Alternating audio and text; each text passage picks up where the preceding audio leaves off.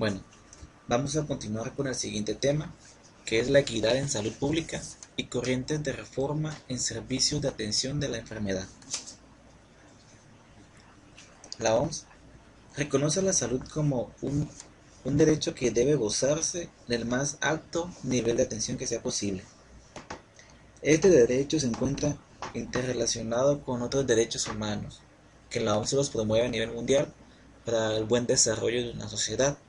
Entre ellos tenemos los estándares mínimos de vida, la educación, la libertad, la no discriminación y la participación en la sociedad.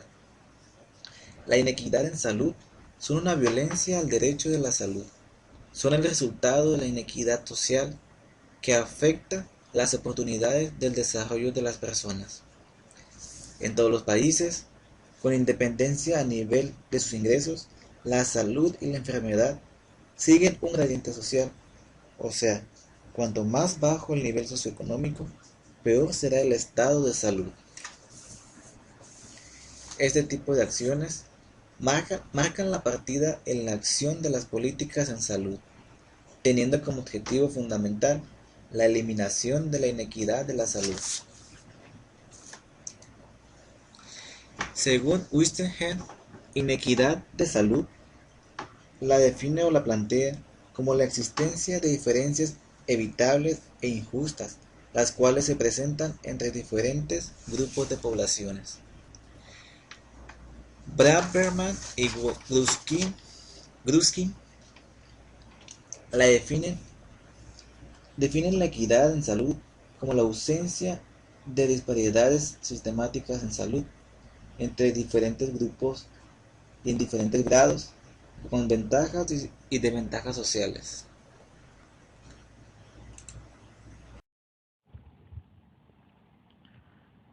Continuando con los hechos, existen notables diferencias no justificadas e injustas en el ámbito de salud que se dan entre países ricos y pobres, población pobre y rica, y entre estas mismas una población urbana o rural.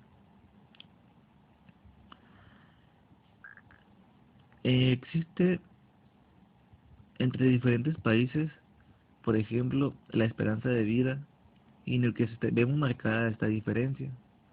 Por ejemplo, en Japón o en Suecia, la esperanza de vida es de 80 años, mientras que en la India es de 63 años. Y en algunos países africanos es inferior a los 50 años. Otra comparación que podemos hacer entre un mismo país ahora es la mortalidad infantil de los hijos de madres que tienen ingresos pobres, que es 3 veces mayor que los hijos de madres ricas. Del mismo modo, la desnutrición es 5 veces mayor en una población pobre. Un ejemplo también de diferentes poblaciones urbanas o rural. Por ejemplo, en los Estados Unidos, un hombre que vive en un condado más rico espera vivir 16 años más que un hombre que vive en un condado pobre. Aún así, por ejemplo, la raza. En Sudáfrica la mortalidad infantil es 5 veces mayor en una persona de características negras que en una persona blanca. Entonces el nivel de ingreso se asocia mucho a esta desigualdad, pero más sin embargo no es el único determinante. Daniels y sus colaboradores decían y sugerían que a mayor desigualdad social, mayor desigualdad en salud, a tal punto que grupos de ingresos medios en una sociedad desigual tiene peor salud que en grupos comparables o más pobres, pero en una sociedad con mayor igualdad, y que es aparente que factores como la cultura, la organización social y la política y el gobierno tienen una relación significativa con la salud de la población. Daniels también traía en cuenta la relación que existía entre lo socioeconómico y la salud, como ya mencioné, pero observa que esta pendiente puede variar de distintas sociedades y que lo que favorece va a determinar dicha pendiente. Como él decía una frase, lo que importa no es el tamaño de la torta, sino su distribución. Entonces se plantea la importancia de un crecimiento económico en el que se reconoce que no es el único factor, sino que se necesita un apoyo social inteligente en materia de atención en salud, educación y entre otras medidas como ya las mencionamos hace un momento. Es necesario que se haga esto principalmente en países como Sri Lanka, Costa Rica y en la India, donde el estado de salud no está muy equilibrado en las personas.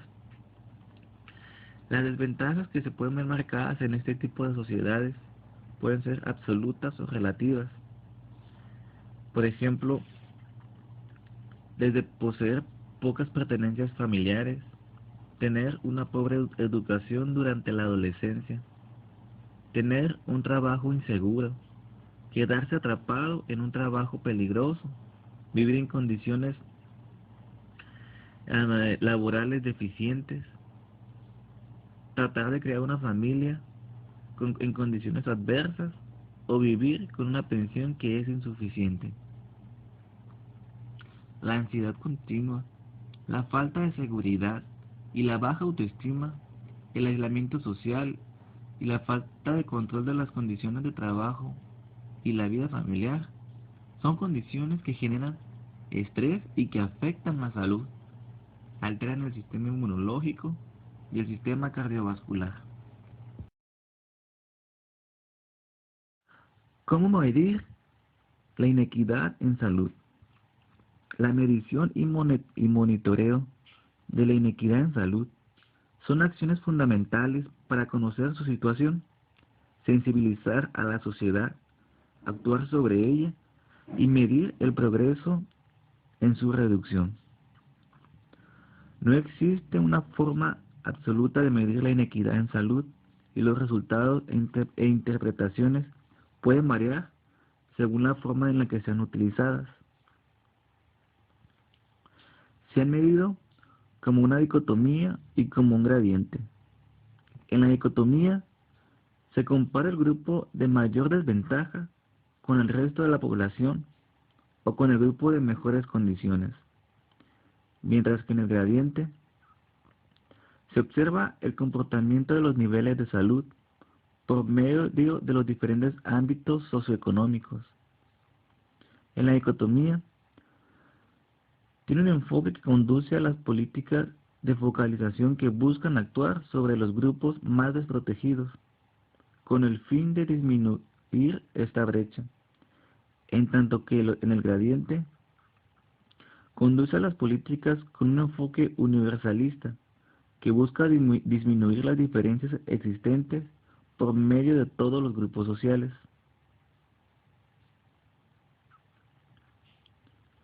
Por ante todo, es necesario siempre medir la inequidad en salud. La Comisión de los Determinantes Sociales de Salud de la OMS plantea claramente la necesidad de establecer sistemas nacionales de vigilancia de la equidad sanitaria que permiten obtener la información en forma sistemática sobre las determinantes sociales y sobre la inequidad en su salud. Braverman y sus colaboradores recomiendan no utilizar la variable nivel socioeconómico. En su lugar, utilizar al máximo lo posible las variables individuales como son la educación, ingresos, patrimonios, etnias, ocupación y la residencia. Otro aspecto a tomar en cuenta es el de las comparaciones entre los países. Las observaciones realizadas han mostrado que la brecha que experimentan la expectativa de vida entre países ricos y pobres se ha disminuido durante los últimos periodos. Eso se vio, por ejemplo, en la epidemia del VIH y en la crisis de la Unión Soviética.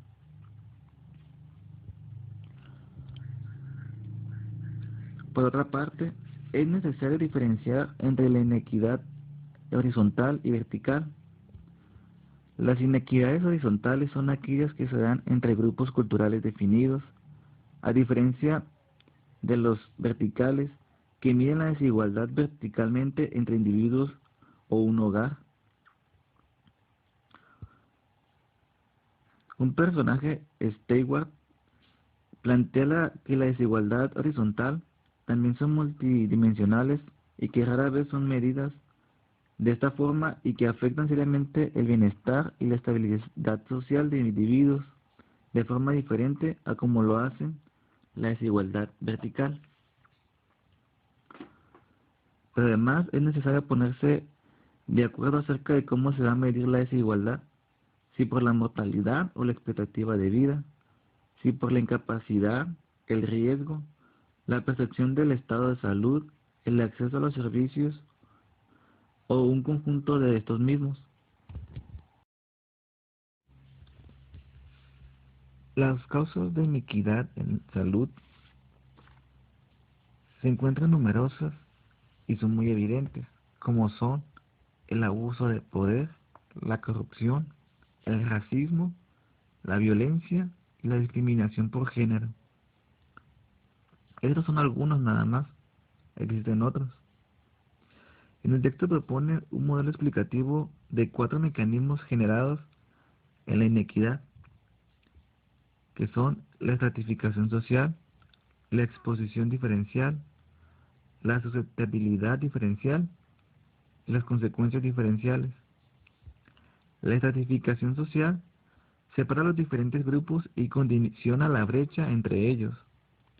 La exposición diferencial sucede porque los grupos más marginados tienen mayor exposición a condiciones dañinas para la salud. La susceptibilidad diferencial se da cuando dos o más exposiciones actúan sinérgicamente y potencian el efecto dañino. Y las consecuencias diferenciales porque la mala salud puede agravar la estratificación social. Ya para terminar, las acciones frente a la inequidad. Estas no tienen que ser solamente del sector salud, sino también de políticas sociales integrales que cubran el acceso a la educación, la capacitación para el empleo, la equidad de género, la reducción de riesgos de trabajo y la protección frente al empobrecimiento. La equidad en salud sería mejor conocida no tomando en cuenta como una meta social en sí misma, sino como inherentemente incrustada en la búsqueda de una justicia. La OMS propone 3 grandes recomendaciones. La primera, mejorar las condiciones de vida. Segundo, luchar contra la distribución desigual del poder, el dinero y los recursos. Tercero, medir la magnitud del problema, analizarlo y evaluar los efectos de las intervenciones.